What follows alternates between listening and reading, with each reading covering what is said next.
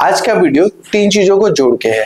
सबसे पहला सप्लीमेंट जो लोग जिम वाले लेते हैं, दूसरा जो भ्रम प्रोटीन के बारे में फैलाया जाता है, और तीसरा क्या चीजें जिम के बाद नहीं करनी चाहिए। ये तीनों वीडियो एक केस के ऊपर बनाया है, जो डिफरेंट केसेस हमारे पास ओपीडी में आते हैं। एक लड़का 28 साल का जिम करता करता बेहोश हो गया। जब उसे मेरी ओपीडी में लेके आए तो ओपीडी में हमने उसे चेक करा तो उसका पल्स रेट बहुत ज्यादा बढ़ा हुआ था। जब उसका ईसीजी किया तो ईसीजी में उसकी टैकीकार्डिया मतलब उसके हार्ट रेट बहुत ज्यादा था। जब उसके बेसिक लैब इन्वेस्टिगेशन करे तो उसमें देखा उसका सीरम कैल्शियम लेवल बहुत ज्यादा बढ़ा हुआ था, जो कि 14 के करीब था, और उसका विटामिन डी भी काफी बढ़ा हुआ था। तो ये साफ साफ पता चल गया कि ये केस जो है वो हाइपरविटामिनोसिस डी है। हाइपरविटामिनोसिस डी इतनी कम उम्र में होना यह एक चौंकाने वाली चीज थी। फिर हमने उससे पूछा कि ये विटामिन डी इतना कैसे बढ़ा, क्या कोई सप्लीमेंट लेते हो? तो उसने कहा हाँ, मैं एक इंस्टाग्राम पे जिम इन्फ्लुएंसर को बहुत ज्यादा फॉलो करता हूं। उसने बताया कि अगर आप जिम जाते हो तो इस वाले प्रोडक्ट को लो, तो मैं ले रहा था। क्या आपको पता है जब हाइपरविटामिनोसिस डी हो जाता है तो उसकी वजह से हमारे शरीर में कैल्शियम बढ़ जाता है, और कैल्शियम के बढ़ने की वजह से डिहाइड्रेशन हो जाता है, मसल इरेटेबिलिटी हो जाती है, और कार्डियक एक्साइटेबिलिटी हो जाती है, जिसकी वजह से अरिथमिया हो जाते हैं।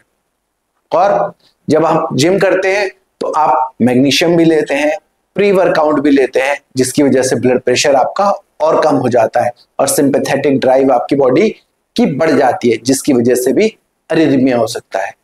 उस लड़के को तो हमने बचा लिया।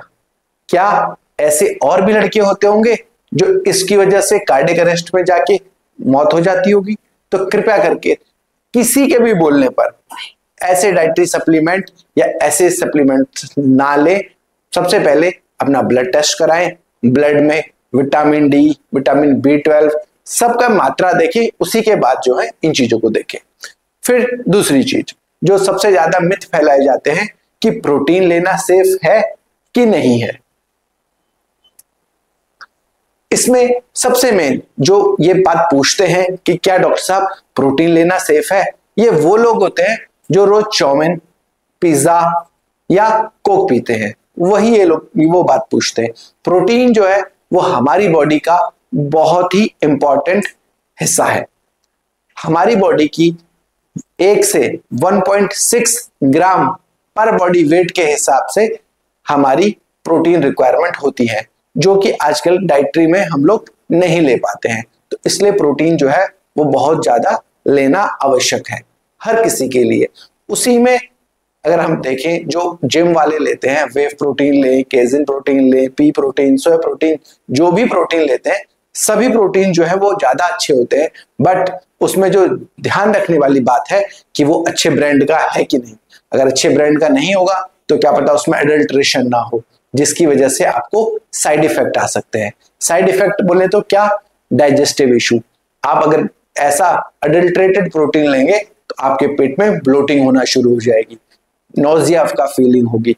दूसरा, अगर आपको किडनी इश्यूज है, अगर आपकी किडनी में कोई इशू है और आप प्रोटीन पाउडर लेते हैं जो कि अच्छी कंपनी का नहीं है, तो वो आपकी किडनी को और डैमेज कर सकता है। बहुतों को एलर्जी होती है प्रोटीन से, तो आपको ये भी देखना है कि आप कौन सा प्रोटीन पाउडर ले रहे हैं जिससे आपको एलर्जीज ना हो। और चौथा, बहुत सारों को पिंपल्स होते हैं प्रोटीन की वजह से। तो आप लोग जो है प्रोटीन ले, वेव प्रोटीन, सोया प्रोटीन, ये जो प्रोटीन्स आपको मिलते हैं इनकी सबसे अच्छी बात ये होती है कि इनमें प्यूरिन्स कंटेंट जो है वो बहुत कम होता है, जिसकी वजह से आपको गाउट होने के चांसेस भी बहुत कम होते हैं। अब आखिरी टॉपिक आज का,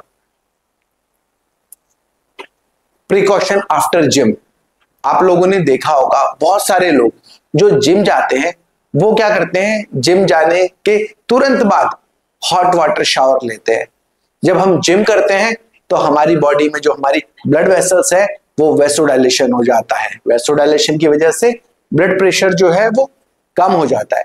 जब ब्लड प्रेशर कम ऑलरेडी होता है और हम हॉट शावर ले लेते हैं, गर्म पानी से नहा लेते हैं, तो गर्म पानी की वजह से हमारे और ज्यादा वेसोडाइलेशन हो जाता है, जिसकी वजह से ब्लड प्रेशर और ज्यादा कम हो जाता है। जब ब्लड प्रेशर और ज्यादा कम हो जाते हैं तो लोग जो है नहाते नहाते फ्लोर पे बेहोश होके गिर जाते हैं। तो कृपया कर ऐसा ना करें।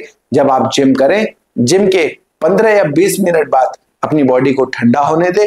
जब आपकी बॉडी ठंडी हो जाए तभी जो है आप गुनगुने पानी से नहाएं। ऐसी वीडियोस और ऐसी नॉलेज के लिए जो है लाइक, शेयर एंड सब्सक्राइब जरूर करें।